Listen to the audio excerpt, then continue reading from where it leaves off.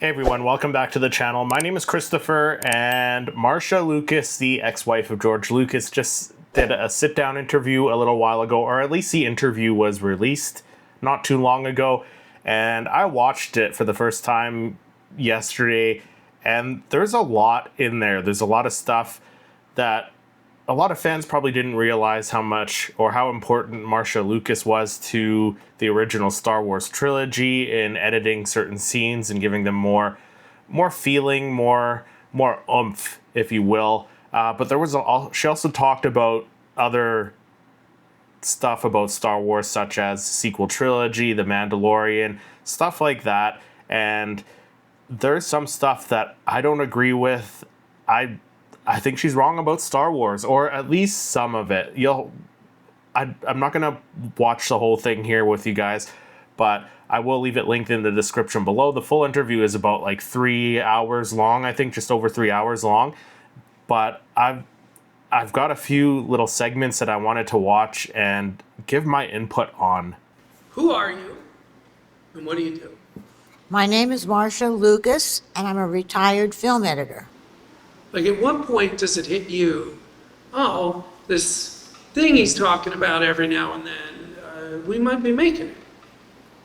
Well, George wrote it, and I read it, and he pitched it to Laddie. Let me interrupt you. I know, but this is important Okay, because I read it, and his friends who read it, we all felt he needed a female character. Because he sold the film to Laddie as the Dirty Dozen in outer space. And it was all these ragtag, convicts and nasty people going out to create this rebel against the Empire. And so the script took a lot of, fixing and work. He worked on it for a couple of years. And then when I read it, I said, this is great. This is really working. I love this. And then George said, I'm making this movie for 10-year-old boys. And I thought, this is a movie 10-year-old boys are going to love. But I didn't think the rest of the world was going to love it. Who knew that it was going to be what it was, The movie ended up appealing to every race, every religion, every nationality, every age. It was so well loved, that movie. And I have to take some credit for some of it because we were filming in Tunisia, and George was having some problems with the production. And he came, and he was not happy. And so he was complaining about the robots falling over, and the Jawas were running around like little kids, and they were supposed to be evil characters. And they said, and everybody's gonna run off the Death Star and jump back on the ship and fly away, and I'm gonna be laughed out of Hollywood, with all these stormtroopers shooting at everybody everywhere. And so I actually thought about that, and I thought he's probably right, because that's kind of the end of Act 2, when they escape from the Death Star. And I thought, well, I've got some ideas, George. Maybe you could think of something to put a punctuation mark at the end of the escape. First I said, you could have Han Solo get wounded, and Chewbacca could carry him back to the ship. Maybe one of the robots gets wounded and has to be hauled back to the ship. I said, but I really have this idea that I think could work because of the Force. May the Force be with you. And because of the Jedi Masters. I said, what if Darth Vader kills Obi-Wan Kenobi, and Obi-Wan Kenobi disintegrates at the end of the Death Star scene when they're escaping? And George said, I like that idea. And I said, I think it would work. I know it would work. It would work because when Luke is listening to Obi-Wan when he's in the trench run, in the end battle scene, he hears Obi-Wan tell him to use the Force. And in the script, Obi-Wan was in the rebel war room talking to Luke. But I said he can still say all that stuff he needs to say to Luke, because Luke can be remembering it, or Obi-Wan can be talking to him through the dimension of where Jedi Masters go. But it would still work. And George said, I like that idea. And so I sort of pride myself on killing Obi-Wan Kenobi. So that's great. So could you imagine A New Hope if the good guys all got on the ship and got away like that? There would be, like, as Marcia Lucas said, there would be no punctuation mark at the end of Act 2.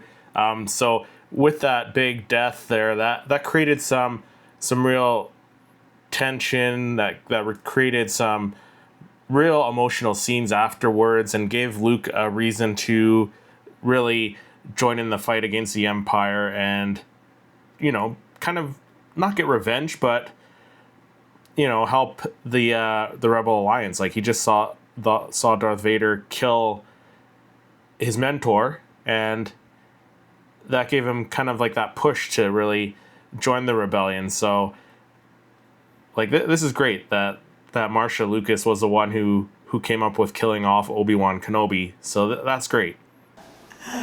No, I killed Obi-Wan, but George liked it. Here's what I've always wondered. It seems to me like before the movie came out, a lot of the brain trust around George thought the Force was kind of silly. You understood early on the Force. These are my words, not yours. Yes. So tell me if I'm wrong. Yes. You understood the Force was the heart of the movie. The Force was the thing that made Star Wars different than Buck Rogers. Right. Is that true? Right. Well, I think that I was raised Christian Scientist as a child. I left the church when I was a teenager, but we used to say man is spiritual and not material. And the Force is something that's spiritual. It's a spiritual vibe in the universe, and for good. And so when he had the Force written into the movie, I knew how important that was. It had to be important. It was the glue that held it all together. That this was going to be a movie about rebels fighting the Empire, but the rebels were spiritual beings who had, the good on their side type energy. And I knew that. I knew it worked.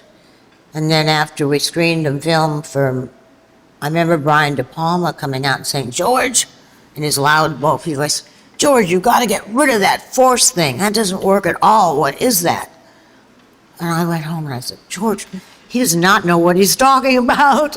You can't get rid of the Force. No way.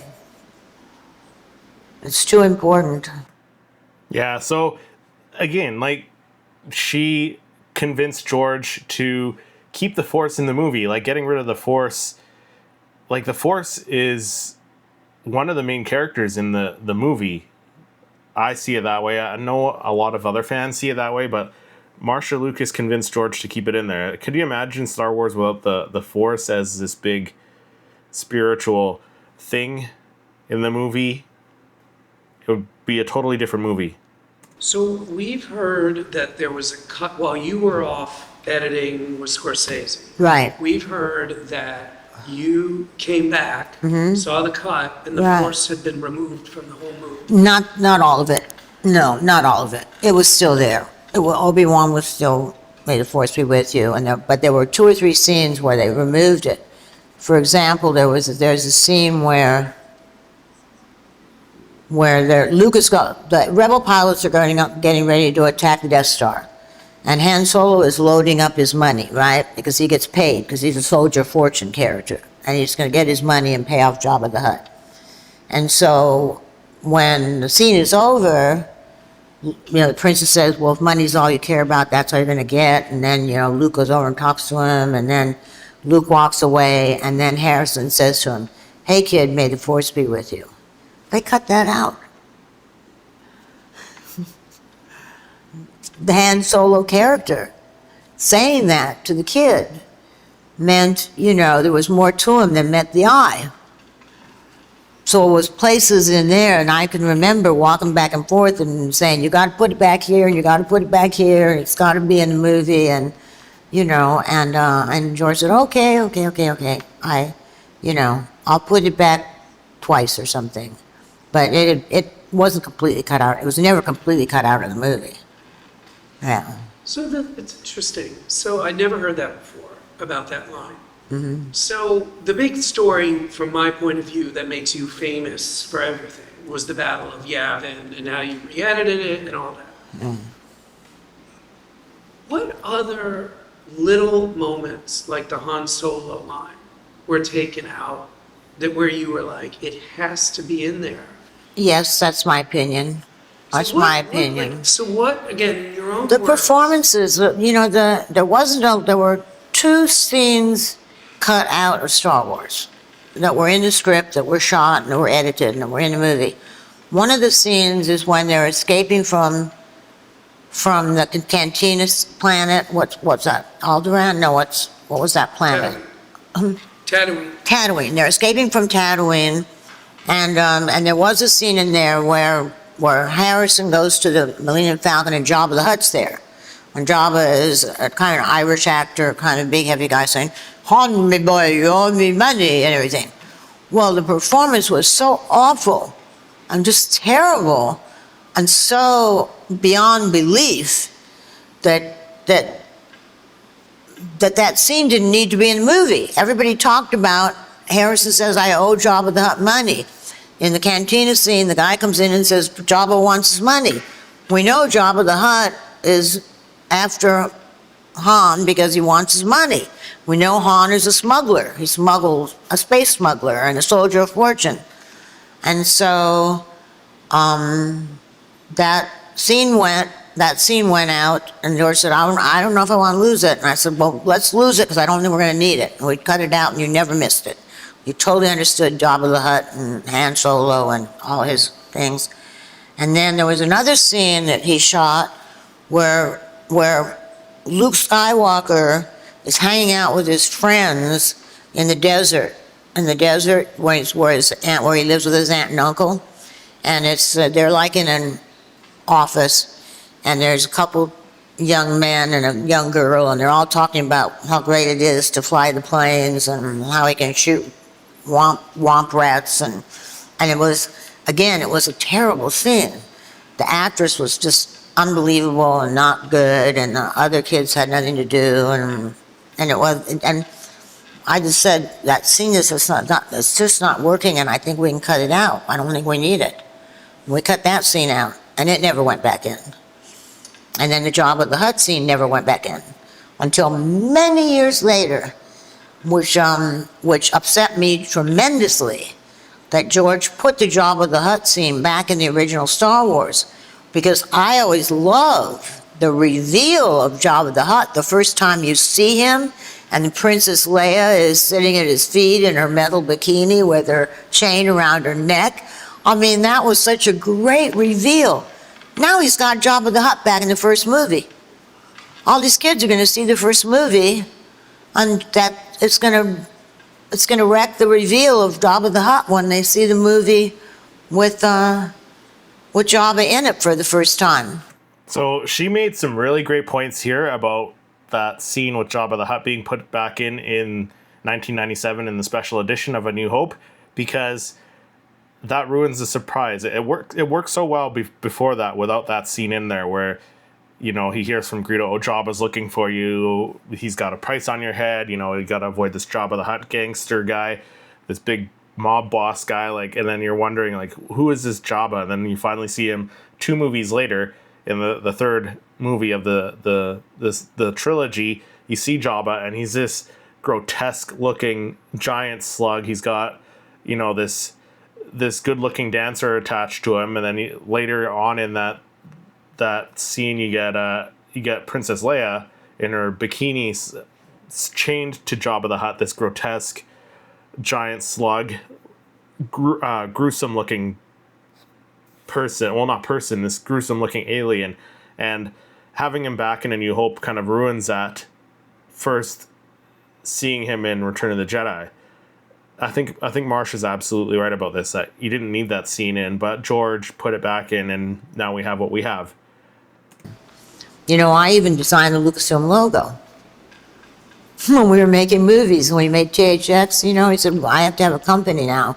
I'm going to call it Lucasfilm. He said, but I need stationery.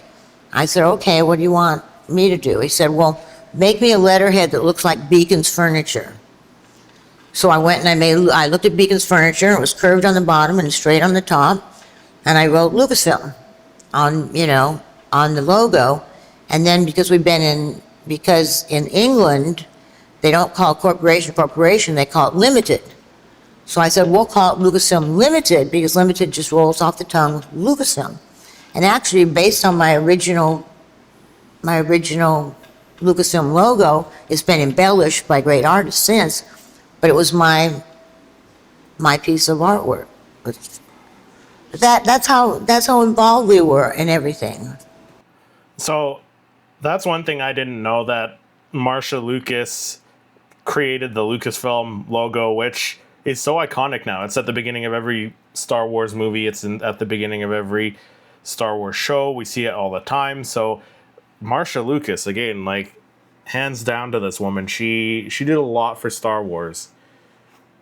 From my point of view, reading about the everything, you're sitting there in Tunisia, you're sitting there in Elstree, nothing's working, the droids are falling over, you're rewriting the script at the pool, in the hotel in Tunisia. And here we are in 2022, still talking about it, still inspiring it. My oldest kid was born in 2014. She knows who Luke is. She knows what Jawa is. She knows what a droid.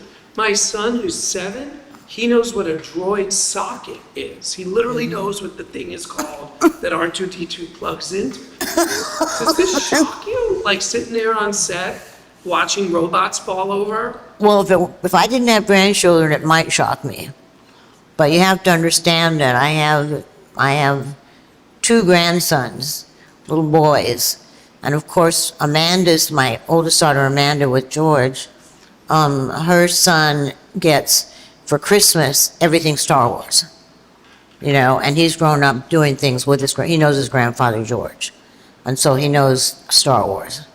Now my other daughter's son just saw Star Wars with me for the first time last summer, because he was 6 years old. I was 5.5, 6 anyway. And it was intense for him, because his mom doesn't let him watch a lot of media, and he was her. And I said, you want to watch the movie again? He went, no. Because I remember in the end battle scene, he went from the sofa down onto the floor and covered his ears. So because of my grandchildren, and they're so into Star Wars, and their friends are into Star Wars, I sort of know Star Wars is alive and well. But am I delighted with the films that Disney has made? Not really. Do I like Mandalorian? Yes, I think Mandalorian's great. I really like it. It's a good show. What does Mandalorian get right that the new films got wrong? Well, I'm asking you as an editor, I'm asking you as the person I think who poured the heart into the franchise, what does it get? Because I'm with you. Like, I'll never watch the new ones again, ever. And I'm not crazy about the prequels, but I do not loathe them. No. I do loathe the new ones. Yeah. But I love Mandalorian. What is it that makes it work for you? This guy, okay, so the interviewer, this is side note, the interviewer loathes the new ones. Like, I know there's a lot of people who dislike the new ones. I love the new ones, but like, to each their own. Media is very subjective. You're gonna like what you like, and you're gonna dislike what you dislike, and like, everyone's gonna have their opinions, right? So the story, you take a character out of Star Wars, and he's a bounty hunter, and he gets paid to go collect this little baby, and then when he collects the baby, he falls in love with the baby, and he misses him when he has to turn him in, and he goes back and he rescues the baby, and that story between that bounty hunter, right, soldier of fortune, you never see his face, he's wearing a mask, and his affection for that little baby is what drives the story forward. And what drives the story forward is that every week they have an adventure trying to get back to to the baby's planet, where the baby came from, where baby Yoda came from, find his people, and Mandalorian wants to find other bodies, other people like him. So you've got this metal man, this body hunter, and this baby Yoda, this little green thing with big ears, going off on all these adventures together. And they're good adventures. All the things they encounter. I mean, that's what happened in Star Wars. Star Wars had ice planets and cloud planets and desert planets and, all kinds of different planets in the universe. And so so that just is a good story. It's a good story. What's wrong with the prequels? Story. I think the storylines are confusing.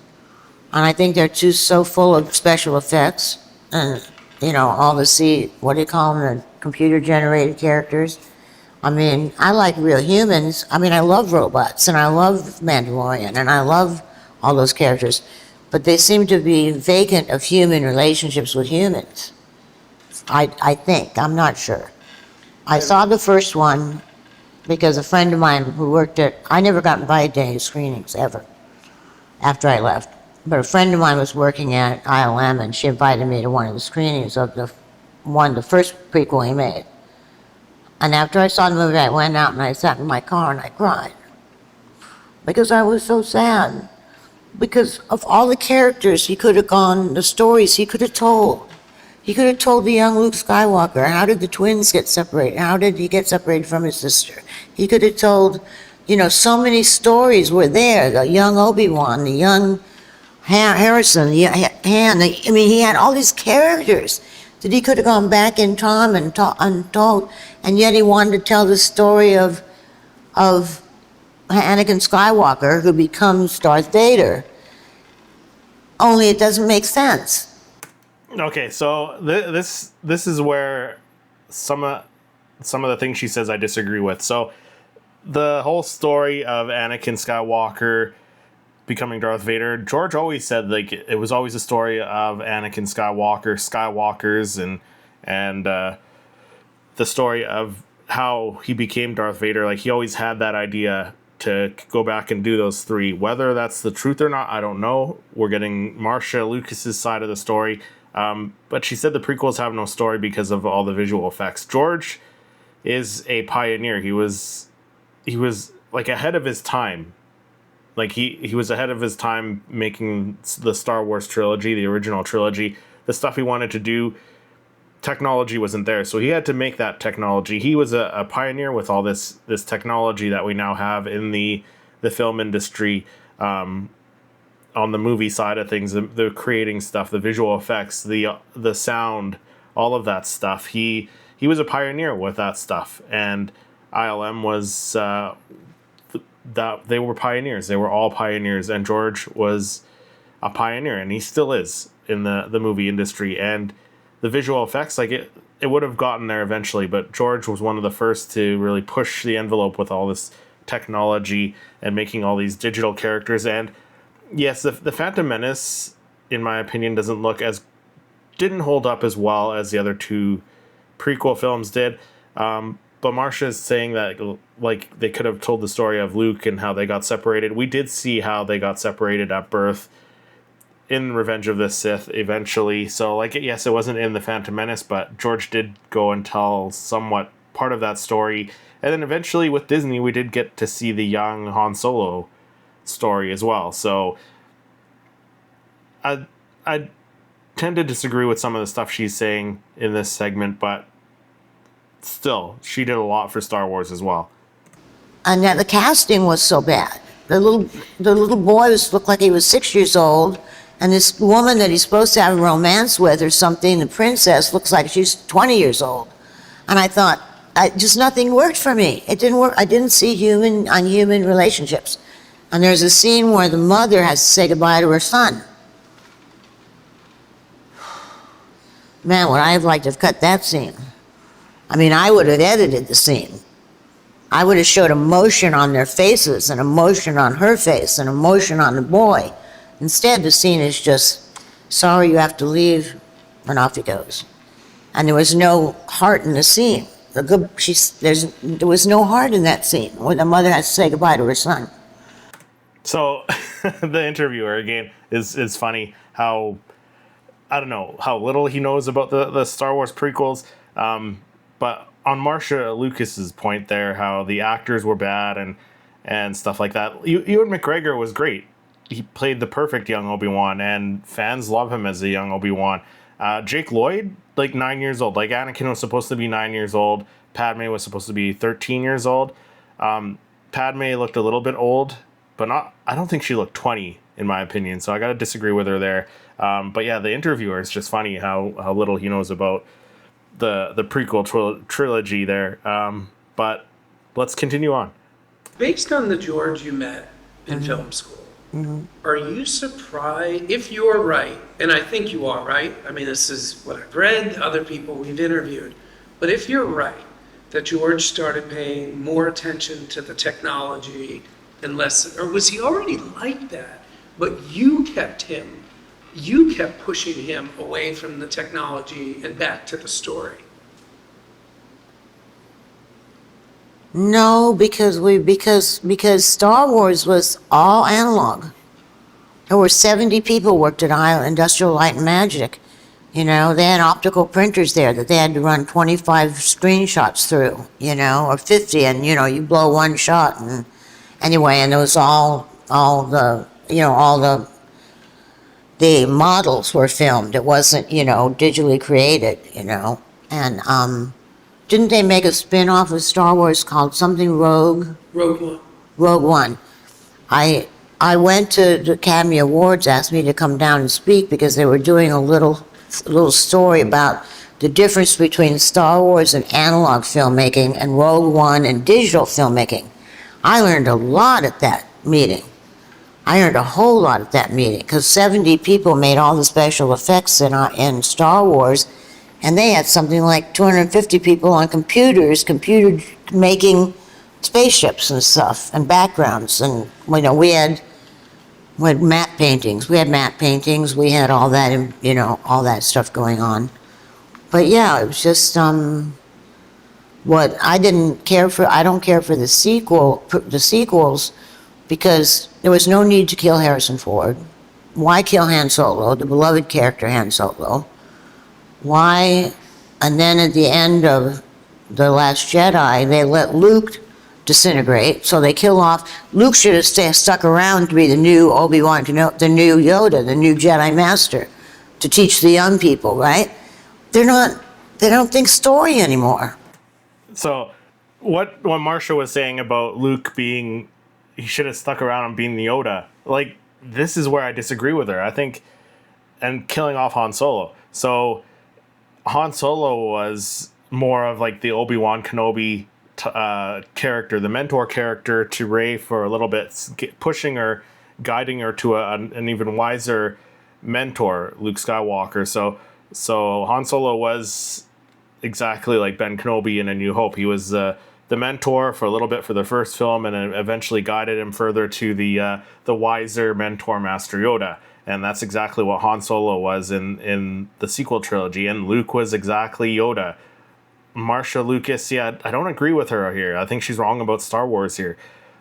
Marcia Lucas doesn't get the sequel trilogy, I don't think. So Luke Skywalker was exactly like Master Yoda in Empire Strikes Back. He was a great Jedi Master who, after a big failure, self-exiled to a secluded planet where nobody else knew where he was, and he stayed there when the new young wannabe Jedi came and wanted to train with him and wanted his help.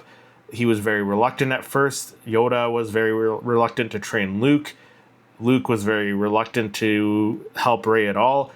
It's the same thing. It was exactly mirrored. Like George Lucas always said, Star Wars, like it's always like poetry, repetition, every stanza repeats itself.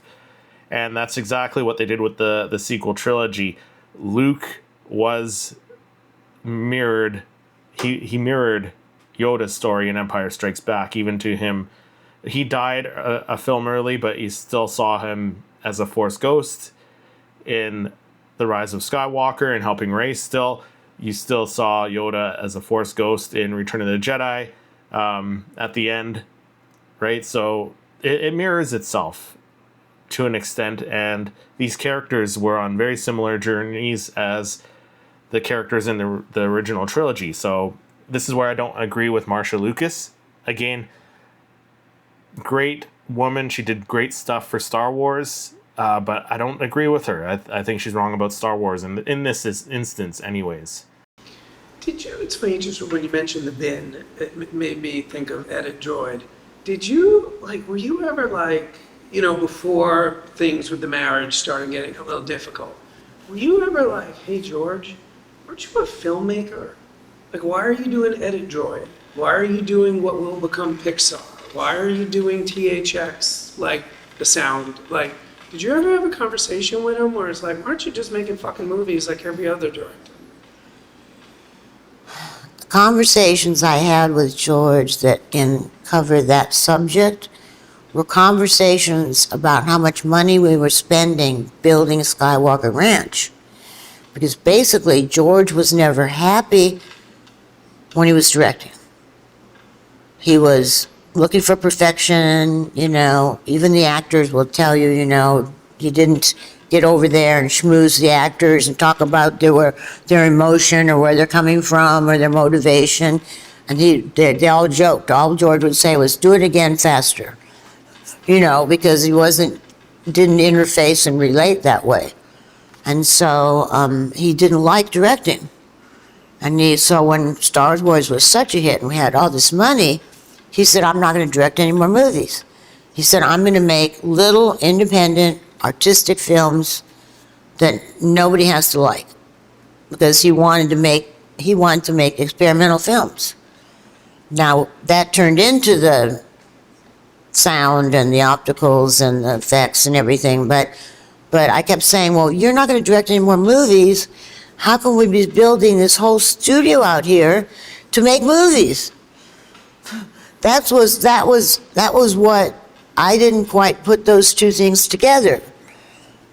But because we were making all these facilities to make movies, you know, later he built the sound stage and he built, you know, more offices, and I was there for the farm group and the main house and part of the sound building. But that was what I couldn't understand. If he didn't want to make any more movies, why were we spending this fortune, our fortune, to make a facility to make movies?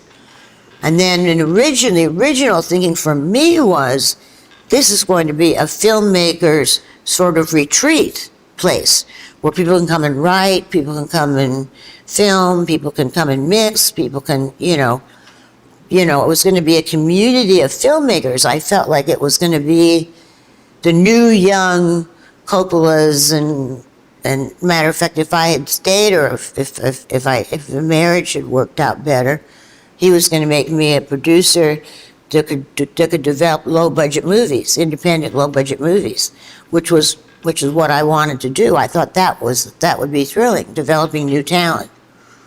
And but that was the conversations we had. He didn't want to direct anymore. And in fact, he didn't for 20 years?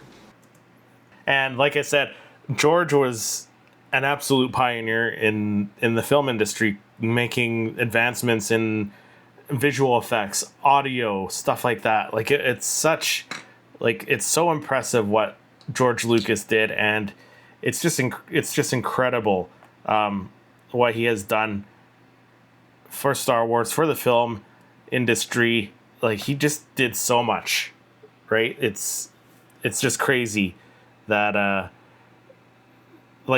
yes, he didn't make any more films. He eventually did, like Marcia said, 20 years later he started the prequels and stuff, but he just advanced the movie industry so much with the advancements in visual effects and audio and all that stuff behind the scenes, right? So without that, we wouldn't have like motion capture, we wouldn't have a lot of the visual effects, the audio effects advancements. Like, I'm sure somebody would have come up with stuff, but George was really the pioneer in a lot of that stuff. Like Marcia said, like what would become Pixar, stuff like that. Like Edit Droid was a huge thing for editing back in the day.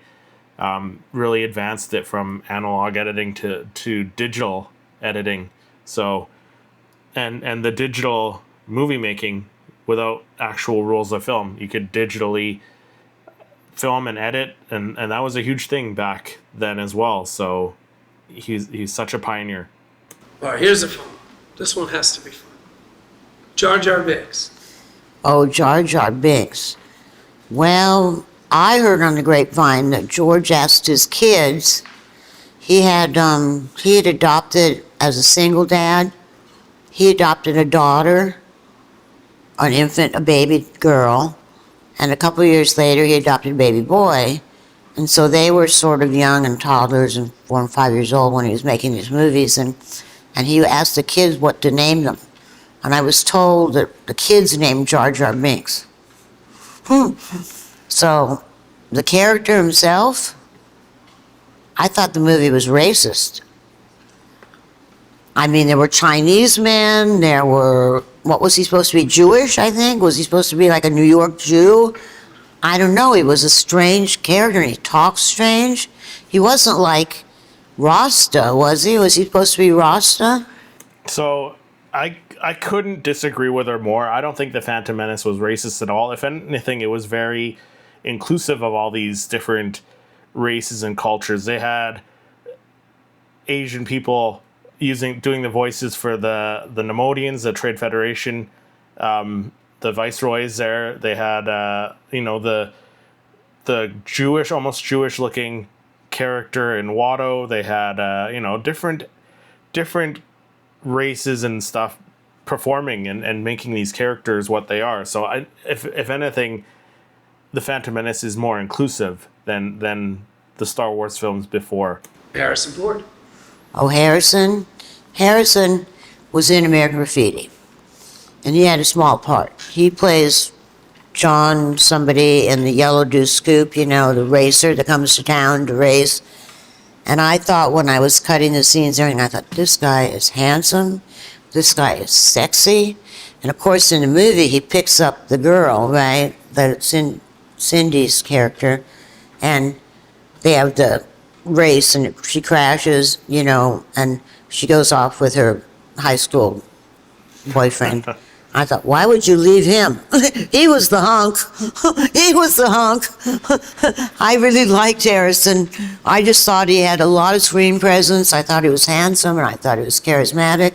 So when George wanted to cast Han Solo, who was my first pick, you got to use Harrison Ford. And the casting director also, Fred Roos, was casting director. He wanted Harrison to be Han Solo. And George did a lot of screen tests for all the characters and he cast. And he went to New York and he did casting calls in New York, and I think he did some screen tests, I'm not sure. And he came home from New York one day, he was so excited. He found the perfect actor to be Han Solo.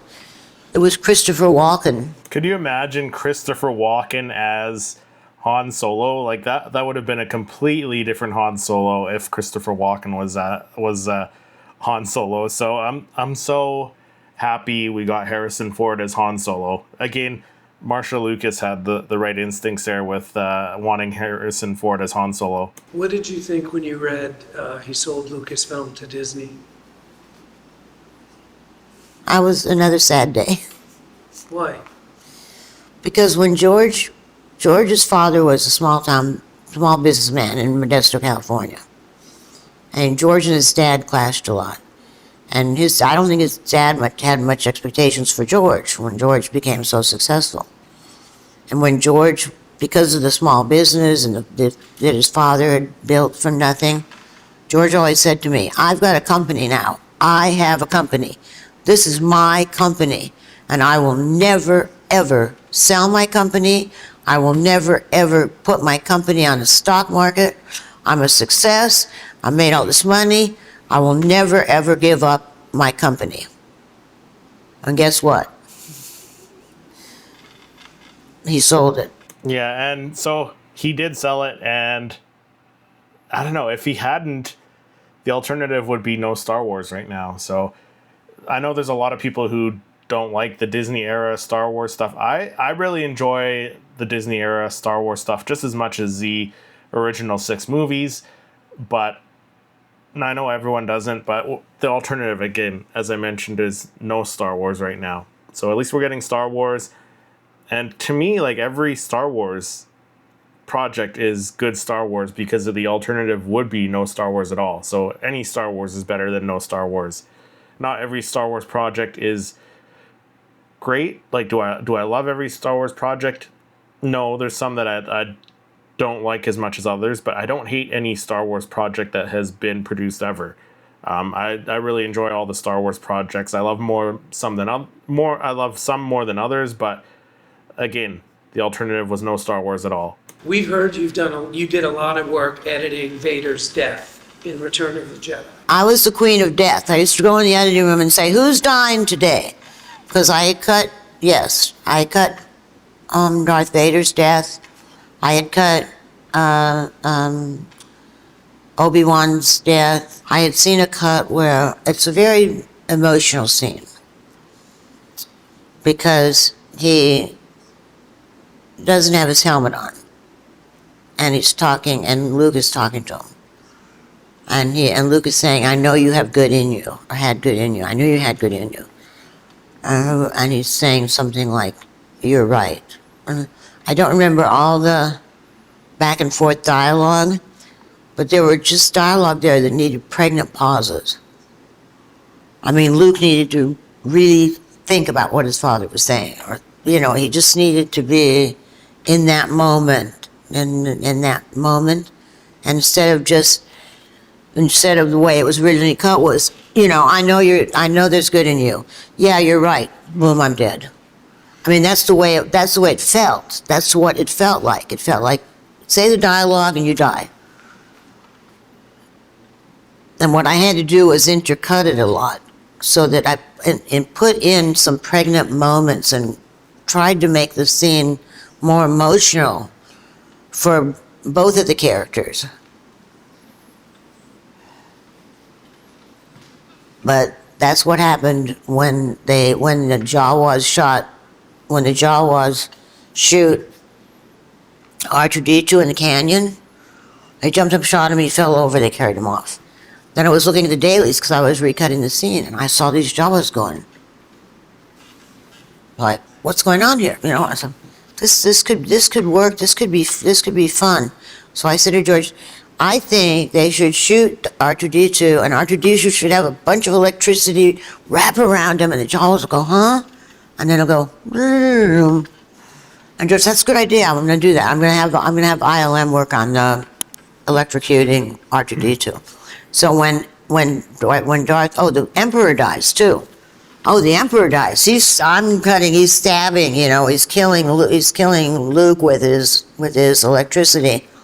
And then Vader's standing there looking. Well, last time I saw the movie, I thought I milked that a little too much, but I milked it. I wanted the audience to feel like, when is Vader going to stop him from killing his son? You know what I mean? Is he really going to let the Emperor kill his son? So I milked it a little, so he's, Luke's screaming and the Emperor's shooting and Vader's looking back and forth and finally he picks the Emperor up, boom, takes him over and throws him down the canyon. Okay, you've been waiting for this moment. So now you cut back to Luke and Vader. Or Vader goes over to the edge of the canyon, I think, and he looks down in the canyon. And then he gets up and Luke goes over to him and takes his helmet off. I don't remember the exact way it happened. But I said to George, I said, you know what? This is the Emperor of the universe. This is the Emperor of the universe that you're talking about here. He owns all these planets and he goes around blowing up worlds. You think you could just throw him down a canyon in the Death Star? You think I said, don't you think there ought to be some nuclear reaction to the Emperor dying? If he's going down the canyon and he needs to die and he's going to be dead and he's the most powerful man in the universe, in the empire, his empire. And George said, yeah, I'm going to get ILM to work on that. So he makes some big explosion. They had to add, he added it. He added the big explosion because it was just like pick him up, drop him, look down, turn to Luke.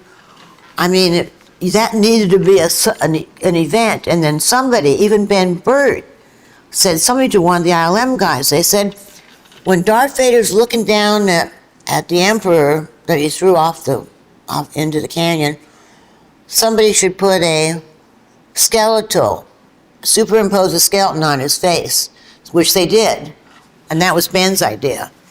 Ben wanted him to have a skeleton on his face anyway.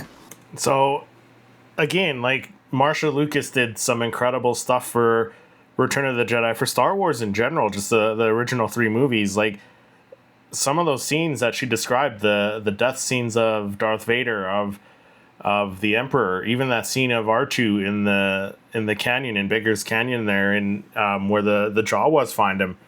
Without some of that stuff, like those pauses, those moments that really get, like, that add emotion to the scene, without Marcia Lucas's editing and ideas, we wouldn't have that emotion in those scenes. So Marcia Lucas really did a lot for Star Wars. At the same time, there's some things, as I mentioned earlier in the video, that I don't agree with, that I think she's wrong about, but she did great stuff for the original trilogy. There is no doubt about that. So let me know what you think of the interview. The whole interview, I'll have it linked down in the description below. It's over 3 hours, the interview, and it's a great interview. Give it a watch. Let me know what you think of it down in the comments, and then click over here for my other Star Wars reaction videos.